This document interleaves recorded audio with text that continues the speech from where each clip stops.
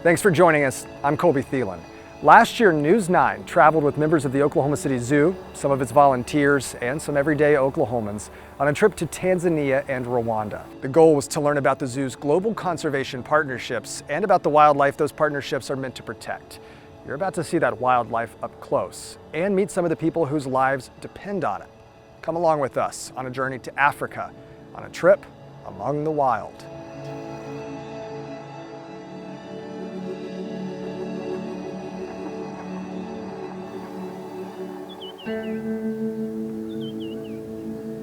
It's just a great feeling. You put everything behind you, and when you get off that plane and you realize you're back in Africa. I always say when I get to Africa, I feel like my feet never hit the ground. It's just so inspiring to me.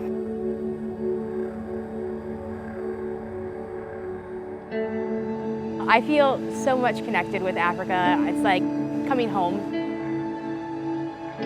Tanzania, a country home to more than 55 million people, and the wild that walk among them.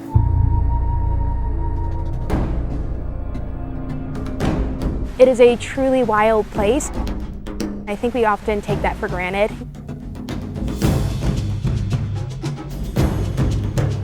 Erica Buckwalter does not take it for granted.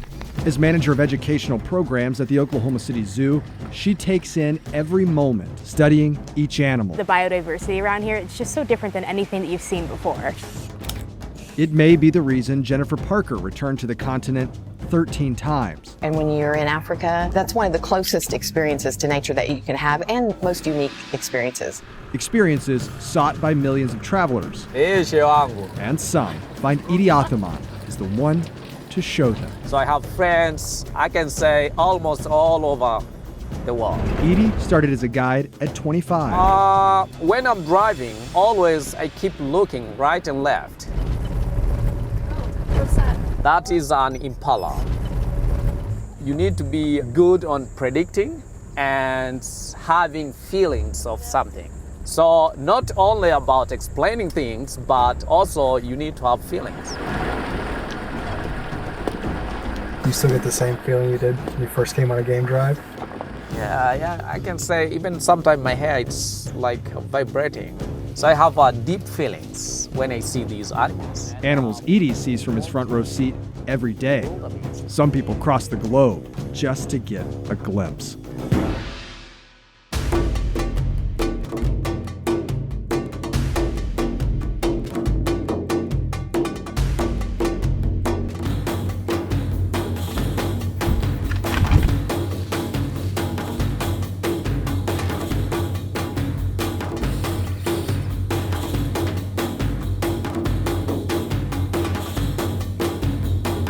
The biggest draw, the Big Five. Of the top animals to spot, one of them is hard to miss, especially at Tarangire National Park. Tarangire National Park has got the total area of 2,800 kilometers square. In this area, it's where you can see many elephants.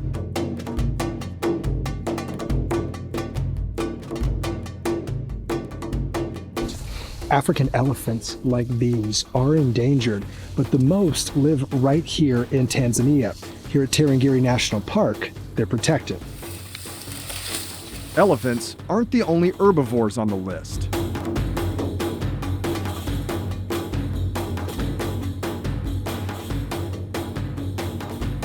There's also the African buffalo, notoriously aggressive and seemingly always angry. But aggressive and angry is still better than aggressive and strategic. During the wet season, this entire area is covered with water, which makes it great for elephants and buffaloes other times of year because of the grass that grows underneath. Some of the trees also make great hiding spots for leopards, if you can spot them. Yeah, leopard is my favorite animal. Elusive and dangerous, a leopard is strong enough to pull its prey to the top of the baobab tree. It is a successful hunter. 75% of their hunting, they are successful. Why so? I think first because they are solitary animals. So if you miss, it's your fault. These single moms rarely do, and when mom hunts, this little one will have to hide. Until then, it's time to play, even in the rain. The leopard is not the only predator in the Big Five. The other, equally dangerous. But these are lazy animals.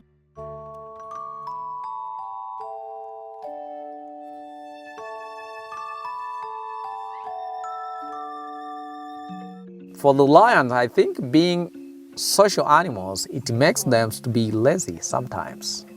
Because they know if I won't kill, another one from the pride can kill and I will eat. Yeah. the males are usually on the receiving end of that deal, leaving most of the hunting to females. Something the zoo's director of conservation and science never saw up close during 4 previous safaris. I mean, absolutely amazing. We're so lucky. Never seen anything like this? Never seen anything this close. No, it's amazing. Rebecca Snyder did this day, 5 yards from the truck. And just to see how strong she is, right? Like how powerful they are. I felt confident that we would see lions on this trip, but I didn't think we would see one that close up right after it had killed a wildebeest. The collar was likely placed on her by researchers following one of the pride's best hunters. But this kill, she wouldn't share with the pride. We soon found out why.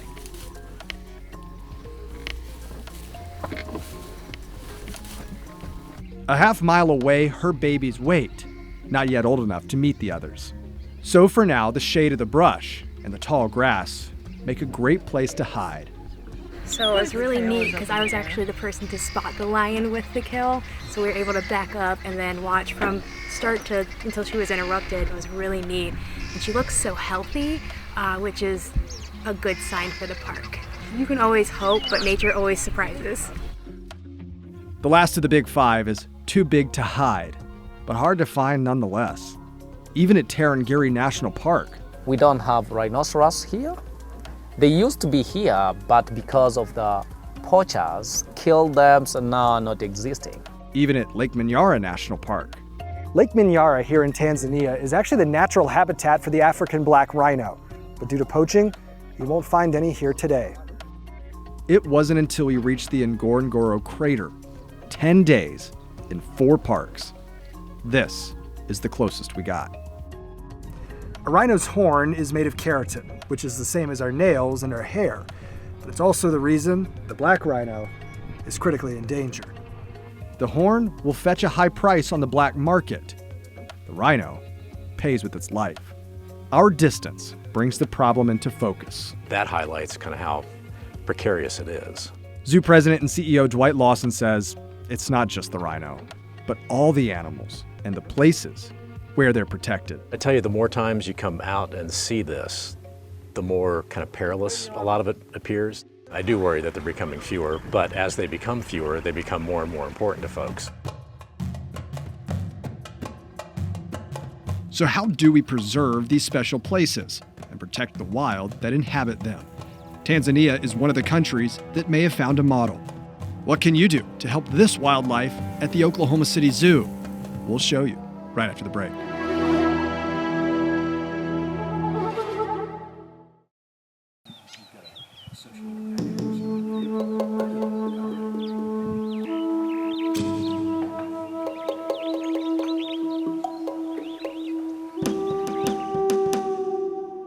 Wildlife in Tanzania is among the most precious of resources. It's why nearly 40% of the land is protected. The people in Tanzania, they've got it right. They know exactly that they walk alongside lions. They walk alongside elephants. And they have their own way of welcoming those who wish to join. Jambo, jambo bwana, habari gani, nzuri sana, wakikaribishwa Tanzania, hakuna matata. Tanzania has done a wonderful job protecting a lot of their natural spaces and land, and they've got a great model to do that with all this ecotourism. Tourists coming from around the world, I mean, there's no other way to describe it. People like Dick Bashir. The animals you've only seen in books or online or just pictures of. Dick served as the head of Zoo Friends for years and still regularly volunteers. On this trip, he saw those animals from books and pictures up close, even from the tented lodge outside Tarangire, where there are no fences. And, the sun's coming up and, you're hearing hyenas in the background and you're seeing all sorts of zebra and wildebeest and you walk out of your room, where you're staying, and basically you startle a herd of antelope on the way to the lodge. It's one of many attractions. But perhaps the largest attraction, the country's largest park, the Serengeti. The word Serengeti comes from the Maasai. It means endless plains. And in some areas, it doesn't look so different than Oklahoma. Though there are a few important distinctions. Out here, you do not want to end up alone. Danger from above. Danger under the surface. But there is opportunity to see the Serengeti from campsites in the bush. Or from baskets in the sky. Baskets that hold as many as 16 people. And from hundreds of feet up, the endless plains live up to the name, even if its largest occupants seem less intimidating from here. At Lake Minyara, visitors can take in panoramic views by day, or search out those that stalk at night.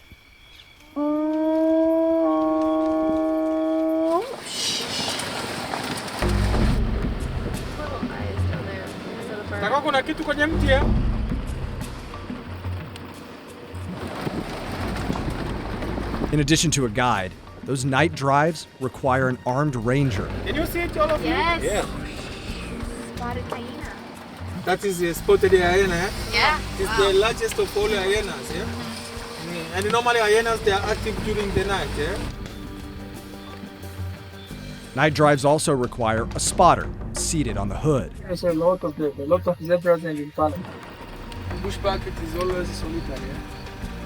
His light searching for its reflection in the eyes. We have a lot of elephants because Manyara and the Tarangire National Park, they are very close. The eyes of those both small There is a white-tailed and large. Oh, hippos! Wow. They're majestic. We see them, we don't go close to them. But hippos have no problem getting close to one another, especially in the hippo pools.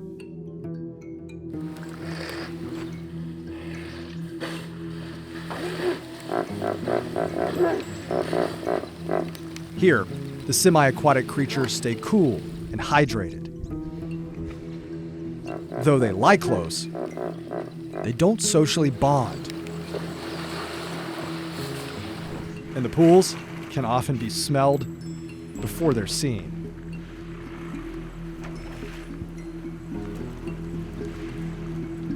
Some tourists come for the beauty, others for nature's reality.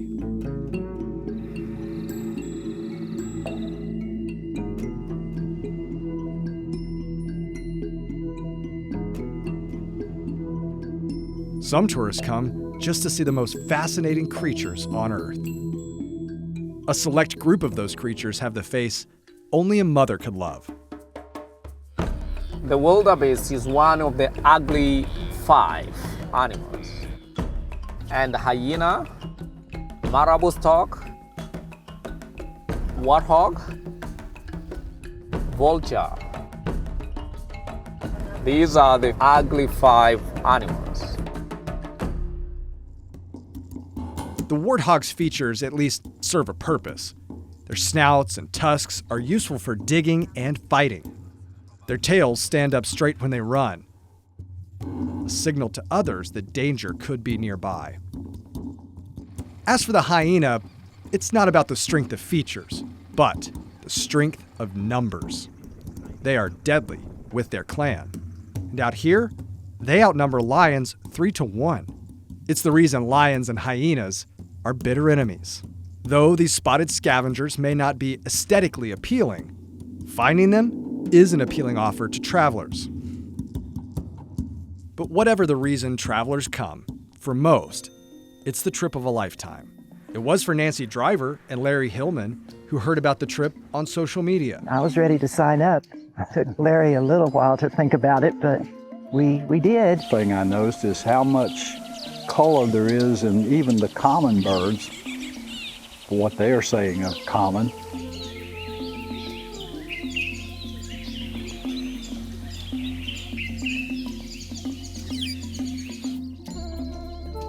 More colorful than anything we have, except maybe the cardinal. All these beautiful animals that are just here, we don't want them to go away forever.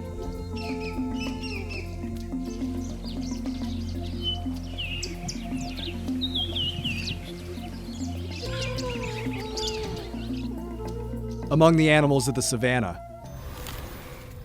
one stands above the rest, and you may find them among the acacia trees. Giraffe is the only animal which can feed on acacias with the thorns. The advantage? A thin muzzle, thick eyelashes, and, of course, a long tongue. It has one more advantage that seems to help. Giraffe is avoiding competition with others grazers animals by eating higher leaves. So the only animal which is competing with a giraffe is only elephant. But researchers now find the giraffe population is decreasing. Rebecca Snyder believes it's due to competition giraffes may not have expected. That's because of human activity. So there's just a lot of us. We take up a lot of space and a lot of resources, and that doesn't leave very much space and resources for all the other living things on the planet. The population is considered vulnerable, shrinking 30% since 1980. Animals like these, and many others, are the reason Tanzania took proactive steps. Steps Dwight Lawson hopes others will take. This is one great model, but there needs to be a lot more. We're going to have to get beyond that model globally to make sure that these aren't just big outdoor zoos in the future. In 2011, the Oklahoma City Zoo started a program called Roundup for Conservation. It's raised more than $1 million since. Last year, the money raised went to the Giraffe Conservation Foundation. It will go toward research and educating veterinarians in Uganda and Tanzania. Rounding up to the next dollar when you buy a ticket, a coffee, or something here in the gift shop, thank you. That money goes further than you think. Ahead, we'll introduce you to the people whose lives depend on the wildlife, why they see their relationship as a partnership, after the break.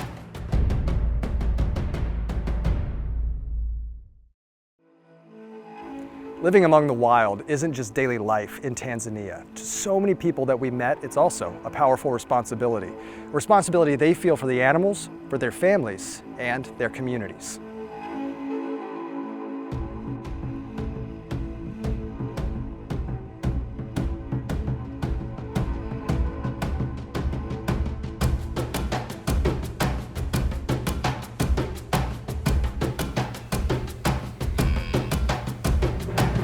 Call of the wildebeest can be heard each summer across the Serengeti. The Great Migration, a draw to other travelers like Jennifer Parker. Wanted to see the mass migration because I haven't seen that, and that's kind of one of the highlights of Africa. But this will be something like never seen before. Wildebeest by the hundreds of thousands, and they're not alone. The wildebeest initiates the pilgrimage in search of water, but it's the zebra that leads. They have eyesight better equipped to spot predators. As safari guide Edie points out, they also have an impressive digestive system. That's why all year round, they are fat.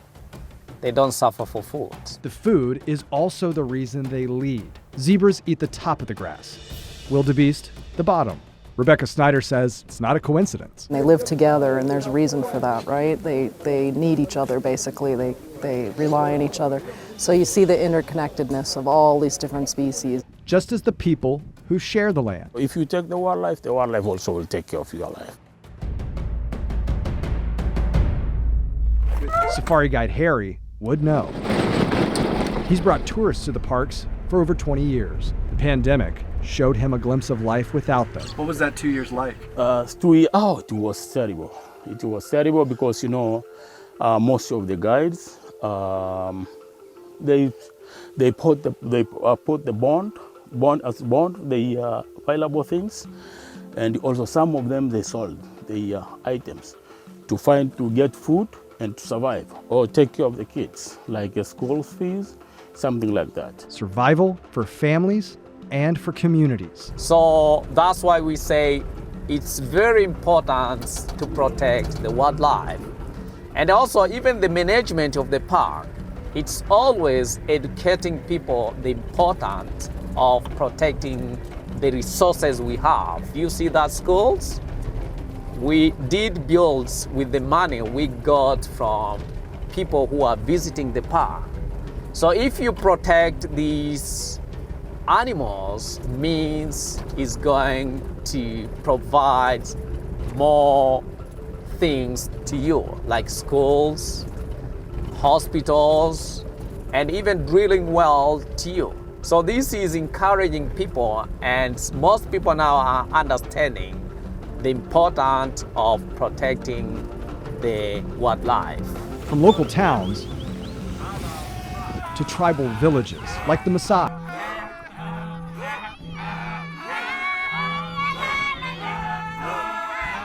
They welcome guests with traditional song and dance, wrapping them in African blankets and handing the men a rungu, the emblem of a Maasai warrior.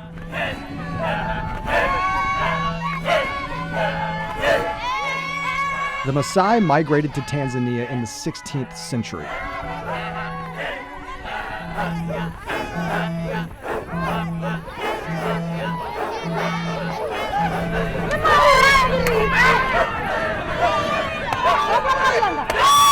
For them, not much has changed. They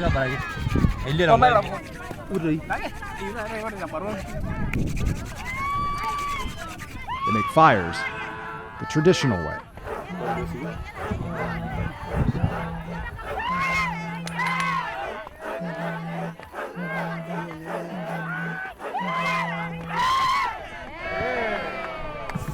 Live in traditional huts made of mud and dung. The family compound is called a boma, surrounded by makeshift fences, protecting them from predators. More importantly for the Maasai, it protects their cattle. So all this protection for the animals, no animal can come and cross in to go inside there, because those are like a tree, let's call acacia trees. So because they have thorns, so whatever such like a hyena or something go in there. It's just one of the natural elements they have to protect against, because their lives center around the cattle herd. For the Maasai, it's a religious calling. So those are young boys, it's them. Those are just getting more practical. Raise the cow themselves. And if we become about 15 years old, they know everything. It was here we met Lazaro. He sees it as the Maasai's job not only to protect cattle, but protect the other wildlife in their midst. The Maasai concept, because we not kill them. Even if someone kill them, we really feel more painful to see them, they kill the animals. But we don't have any way to stop because they can account for their own interest. Is it important for people to help conserve? Yes, of course. That's very, very, very important to have conserve this because give for the generation. So that's very important. Yeah, that's very important because give for our young generation to come later. And for your kids, the next kids see that till millions into million generation. So we conserve that. That's a good one. We like it.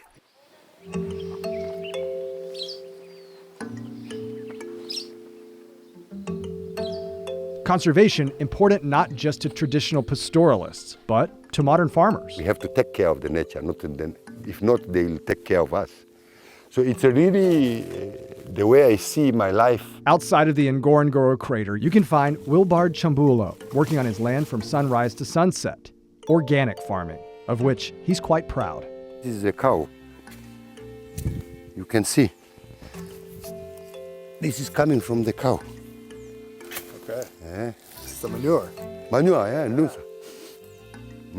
Smells like manure. Smell pea. Yeah, that's right. That's right. Yes, you can see the difference of how healthy this is. His lodges are self-sustaining, the food grown and raised right here. Like so many in Tanzania, Wilbard was born into poverty. As a safari guide, he saved enough money to buy a farm in 2000. Now, we have at least 30 lodges and camps, 30.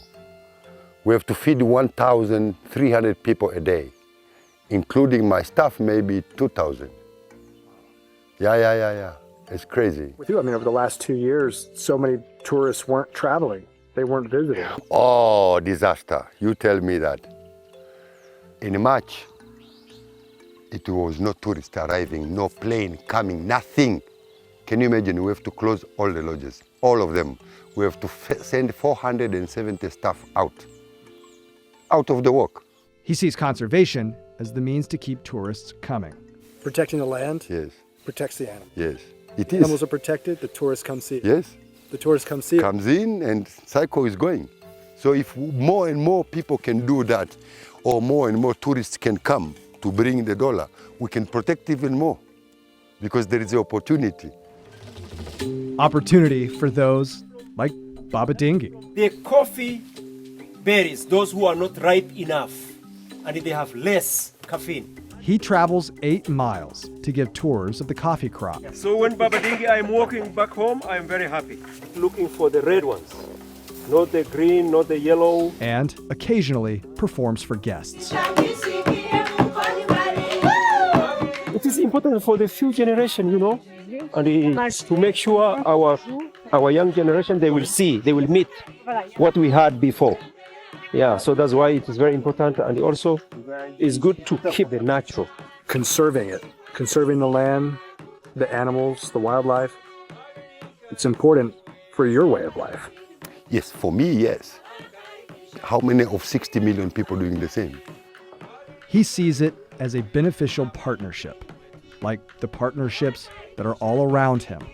All of the life on the planet is interconnected with the plants and all the other animals. So when we start to lose big segments of biodiversity, habitat, or species, that affects all of us, including the people. A reliance, whether it's during migration or just daily life in Tanzania. Yeah, my life is depend on it. So I depend on them, they depend on me. So it's like a symbiosis. It's like a symbiosis, yeah. After the break, we travel across Lake Victoria to seek out those who live in the shadows of volcanoes. It's Wheels Up for Rwanda when we come back.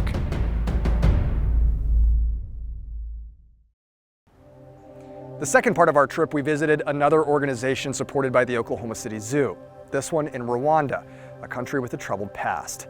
It's the site of one of the world's most horrific genocides. Between 500 and 800,000 people were killed in 1994. But high in the mountains, 28 years prior to that, an American researcher dedicated her life to protecting gorillas. Her fight also led to her unsolved murder in 1985. Today, outside Volcanoes National Park, you'll find the center that now bears her name and those working to continue Dian Fossey's legacy. Kigali is the Rwandan capital and its largest city, with more than 1.1 million people.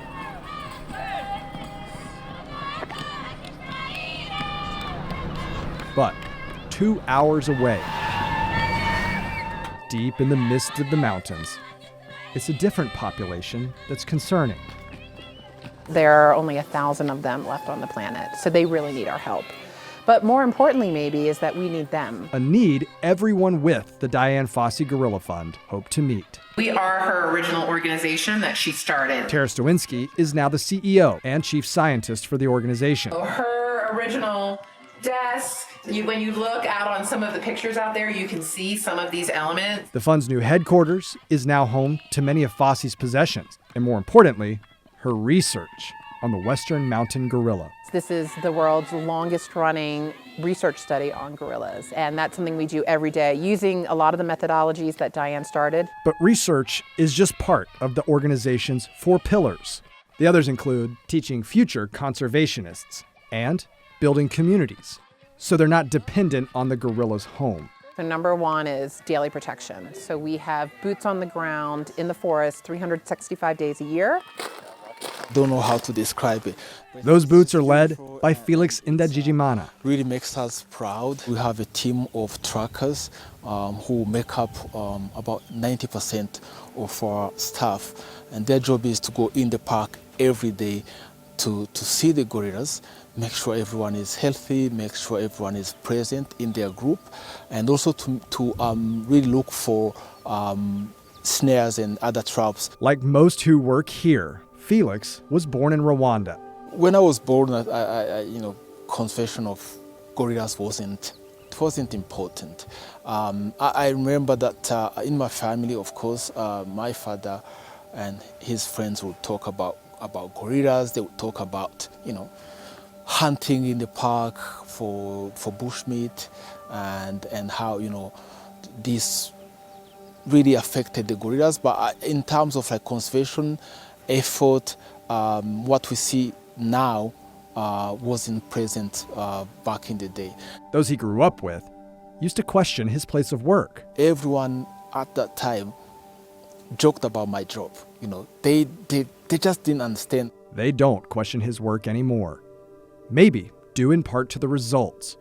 Gorillas are no longer poached here. It's a turnaround the organization says it couldn't have done alone.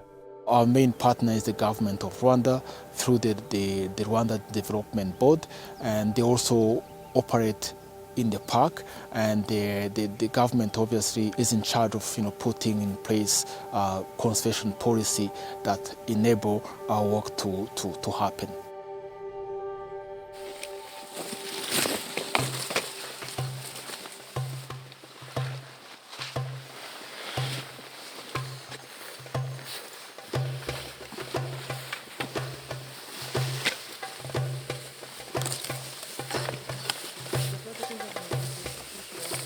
Me, I have been here in the total 25 years, and before I did as a tracker for 5 years.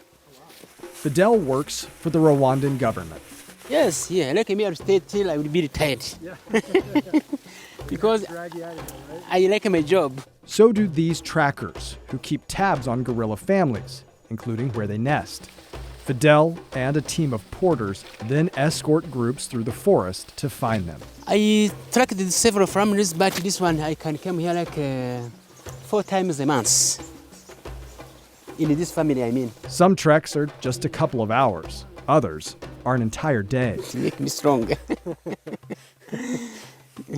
Strong like the gorillas are strong, right? The gorillas are stronger more than me. Paths to get there made by buffalo. Or the blade. Paths followed until the family is in sight. Maybe you can see some of them on the tree. You can see a gorilla? Here, packs come off and masks go on.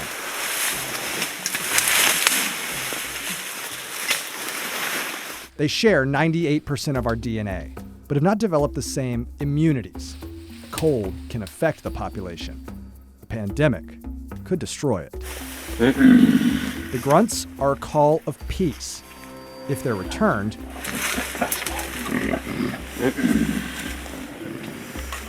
the group is welcomed in. You see, he's calling the other members come down near to him. Families can be visited by one group once a day for 1 hour, also known as the golden hour.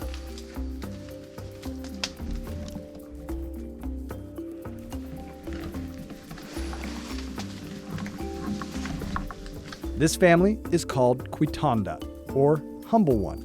It's named for the patriarch who migrated here in 2003.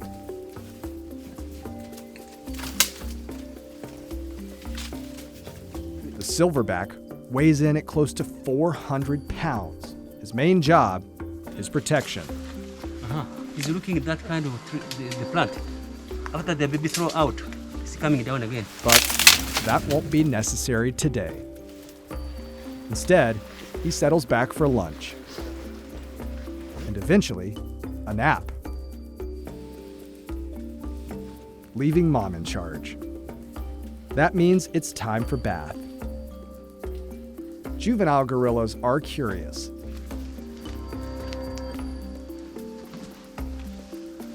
curiosity seemingly as boundless as their energy.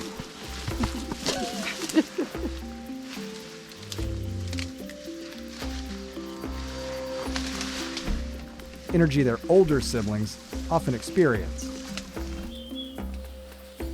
And the little ones can often be reminded of their place every now and then.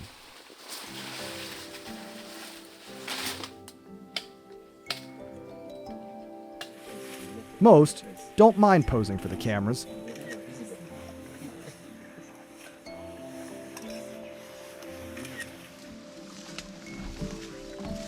While there are those who prefer their privacy.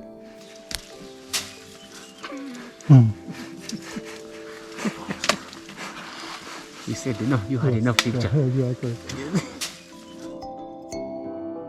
The biggest difference that you'll notice between these mountain gorillas and those you'll see at the Oklahoma City Zoo are a few different features and a lot more hair. The reason is because the mountain gorillas you'll see here in Rwanda are a different species. And this is the only species of great ape that's increasing. A species that Dian Fossey thought would be extinct before the year 2000. We're seeing that when you make that kind of investment, when you're here for the long term, when communities are involved, that can turn the tide.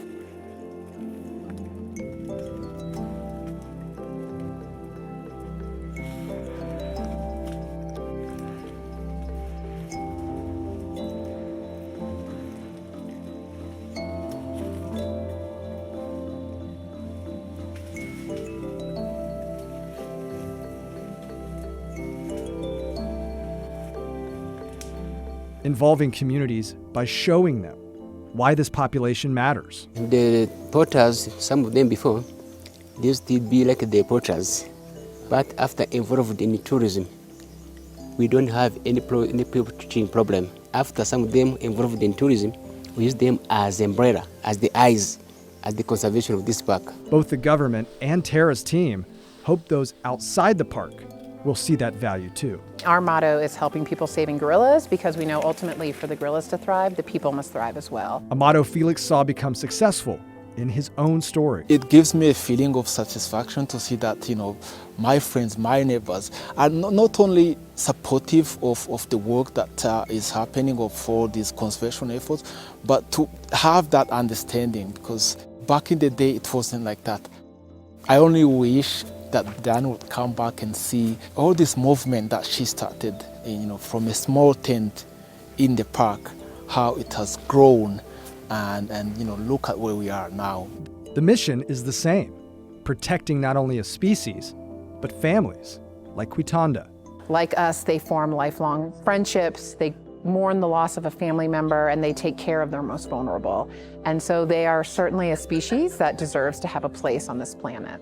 And here in Rwanda, deep in the midst of the mountains, they may have found a way. Despite great obstacles, it's a blueprint to follow. 55 years in the making. In addition to monetary support, the Oklahoma City Zoo also provides media training. It's a way to help the staff at the Dian Fossey Gorilla Fund spread their message across the country and beyond. Conservation efforts of the Oklahoma City Zoo go beyond just African partnerships. They believe there's also a partnership with each and every person that walks through the gates. So, why do they believe this place matters for conservation there? We found out 8,800 miles away.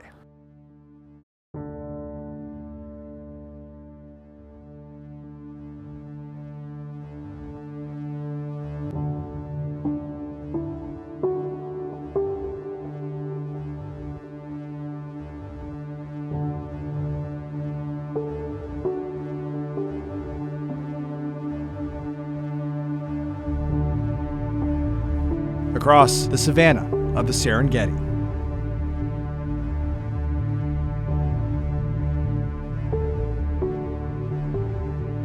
Through the rainforests of Rwanda. The spirit of the wild still fascinates. Fascination that crosses culture and continent. Growing up in Arusha, Edie studied the nature around him. how the animals acted and why. I learned so many things and I was so interested. And after I was thinking which job I can do so as to be close to the nature. And I found to be a safari guide. His childhood dream, the foundation of plans to come. I'll need to own my own company and run my own business. Yeah, for future is what I'm thinking to do. It's the future that's on the mind of Harry. Very, very important to take care of the animals for the coming generations. Because, you know, even us now we are working, it means if we are not taking care of them, it means all will be gone. And for the coming generations, it's nothing to see. It's the future that's on the minds of all those who have seen. Has been and will be life-changing. I was a believer in conservation, and now I'm passionate about it just after a few days. 50 years ago, animals just basically covered the Serengeti. And each year, they've been diminishing. And we've got to make sure that we keep this treasure for future generations. Future generations of mankind and the wild that walk among them.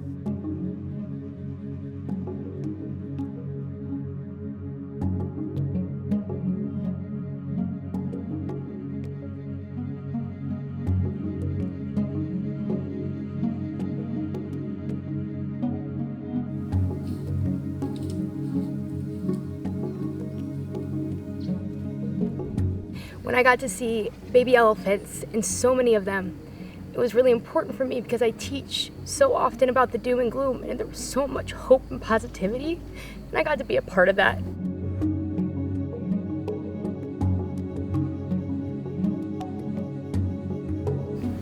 Look what's happening. Look what you can visit if we just become good stewards for our environment. There's so much hope out there, and it made me really happy.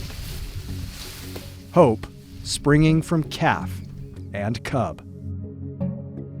Hope for future generations of kids, like Dwight and Rebecca's daughter, Rory, on her second safari at 13. It's comforting in a way to see that she cares about the world and the animals around her like we do. It's got some yellow and kind of blue gray on its feet. It's fun to see her be able to recognize animals, but also she'll know what they eat and how they live and how they take care of their young. The Oklahoma City Zoo says feeding that spark is part of its mission, for kids and adults alike. For this group of Oklahomans, it mostly began the same way. A little bit of that childlike fascination with something that you can't shake. It just kind of captured me as a kid, and I just kind of kept that inside me. When I was young, I used to watch all of the nature shows like National Geographic and Mutual of Omaha's Wild Kingdom, and of course Jane Goodall was kind of my hero. Yeah, for me, I grew up on a farm in Iowa, and I loved the animals there. I think that young Erica wanted to live in The Lion King. And I think that it was probably something that I thought that the only way I'd live that would be to play it in my room. If you had told me, young Erica, that I would be on the ground in Africa experiencing this, I would have told her I was dreaming. And that's part of the point to places like this. Of course, we try to get them to care about the animals first, connect them with the animals, and then most people are, really interested in the animals, start to understand that the animals and us need the same sorts of things, and then from that, we can help them understand, okay, we're all sharing the planet together. When we connect people with the animals at the zoo, we want them to understand what's happening to their counterparts in the wild. To understand what's happening on the savanna of the Serengeti or the rainforests of Rwanda. What's happening in countries across the globe. Soon, you'll be able to see many of these animals for yourself when Expedition Africa opens here at the Oklahoma City Zoo. For more information, you can always head to news9.com. For Oklahoma's own News 9, I'm Colby Thelen.